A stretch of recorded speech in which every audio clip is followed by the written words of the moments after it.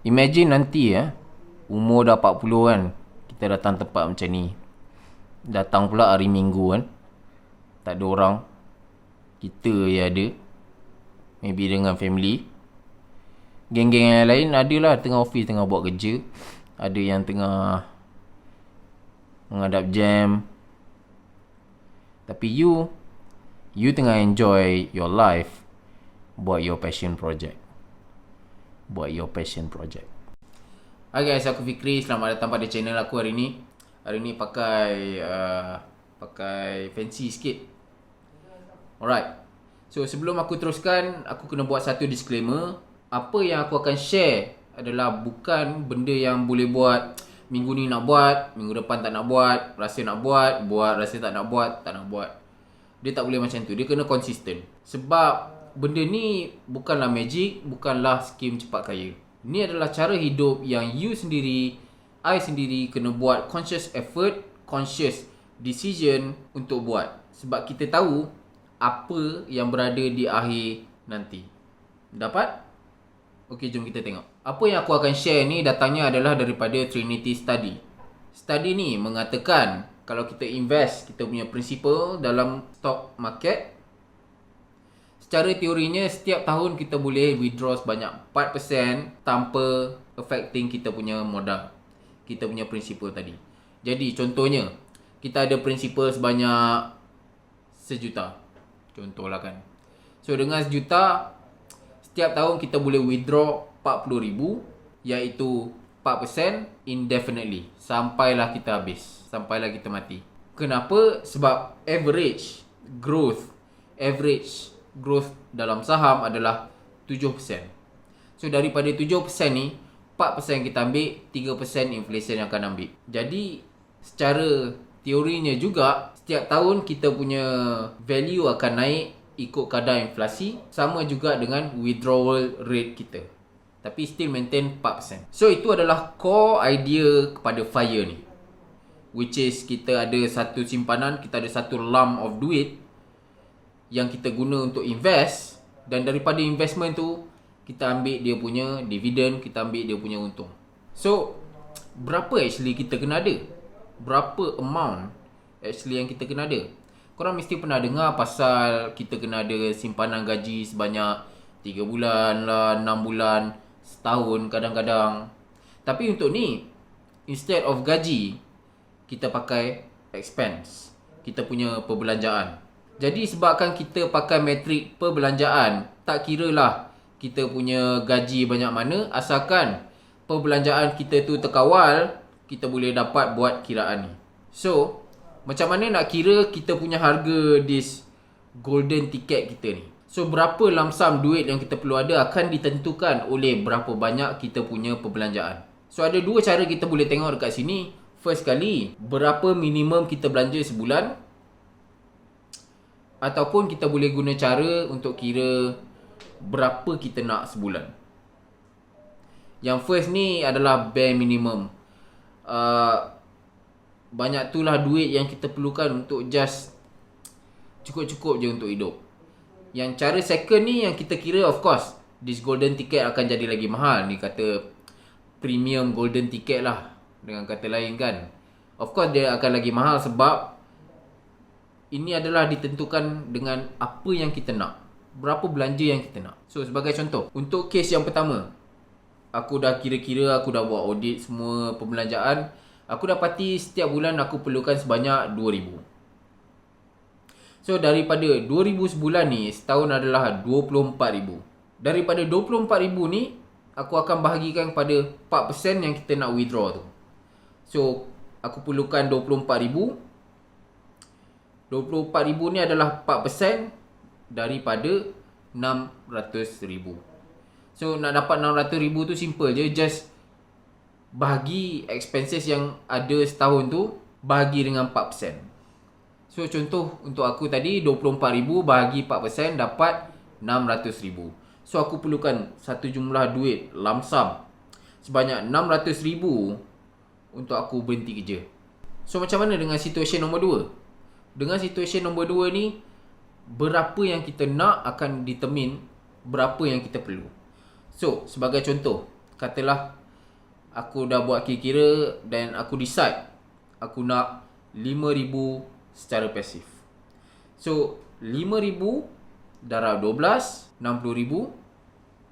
60,000 bahagi dengan 4% bersama dengan 1.5 juta. So premium golden ticket aku berharga 1.5 juta. Dengan 1.5 juta ni akan membenarkan aku untuk withdraw sebanyak 4% setiap tahun, and setiap bulan aku akan dapat 5,000 duit belanja sampai bila-bila. Imagine that. Kita just kumpul je duit ni.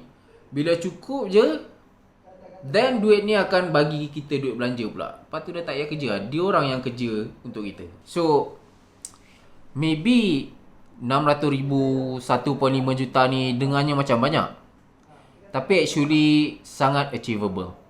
Ingat, number ni 1.5 juta ke 600,000 ke whatever number yang korang dapat, number tu bukanlah untuk dicapai dalam masa 2 tahun ke 3 tahun ke 5 tahun ke. Number tu kita kena set 20 tahun. Usually akan pakai 20 tahun lah. Sebagai contoh, retirement age dekat Malaysia dalam 65 tahun. Katalah you decide untuk buat sekarang. Umur 30, decide okay aku nak FIRE, aku nak pulun buat FIRE sungguh-sungguh. Dalam masa 20 tahun, which is umur 50 time tu you dah free dah. You dah beli you punya tiket, investment semua dah cukup, dah tak perlu kerja. Your friends, your peer ada lagi 15 tahun untuk kerja. Imagine that. 15 tahun free, you can do whatever you want. Your passion project, anything yang you rasa maybe nak travel dunia ke whatever, now you can do it. So pada siapa-siapa yang jumpa video ni ataupun terinspirasi daripada mana-mana tempat yang lain pada umur 20 tahun, umur 40 ke 35 ke, maybe dah boleh retire dah. So berbalik pada 600 dengan 1.5 juta tadi, ya betul pada dasarnya nampak macam banyak, tetapi kita ada masa dengan kita. Kita boleh leveragekan masa kita. 20 tahun ni banyak benda yang kita boleh buat. So dengan kuasa masa ni, aku akan share 3 cara yang maybe akan membuka mata, and korang boleh start fikir betapa benda ni sangatnya possible. So 3 cara yang membolehkan kita capai amount 600 dan 1.5 juta tadi adalah, first kali, ASB. Pada bumi putra sekalian, ASB adalah satu kelebihan, satu unfair advantage yang kita ada. Sangat sayang kalau kita tak guna ASB ni. Dia investment yang selamat dan dia punya return adalah predictable.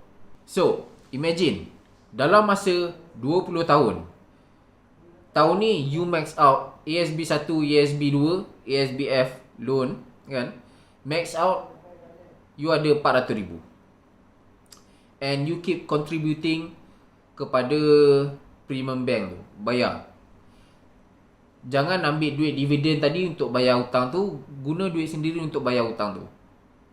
So dengan compounding effect, hasil daripada compounding effect, dalam masa 20 tahun 400,000 tadi boleh bertukar menjadi 1 juta. Macam tu je. Kalau tak percaya, pergi buka calculator, letak dekat principal tu 400,000, letak dekat interest tu 5%, letak dekat duration tu 20 tahun. Then you akan dapat 1 juta.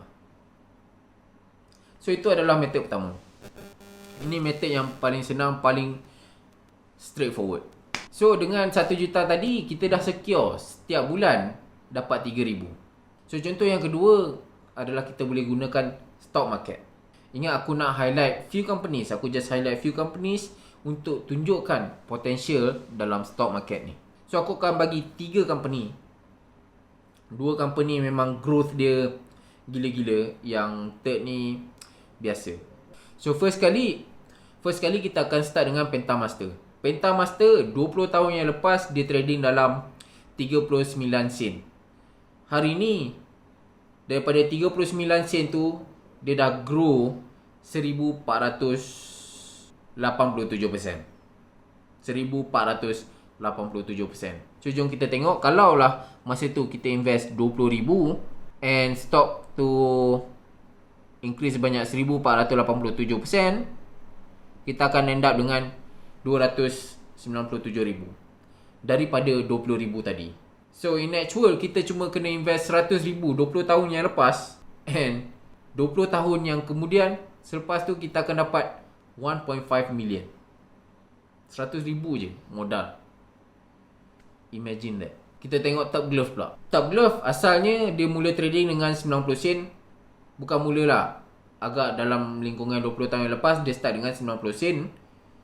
Hari ni stok tu meletup gila-gila disebabkan adalah benda tu kan. Disebabkan tu sekarang dia dah naik sebanyak 2,453%. So kata kita invest again 20,000 darab 2,453%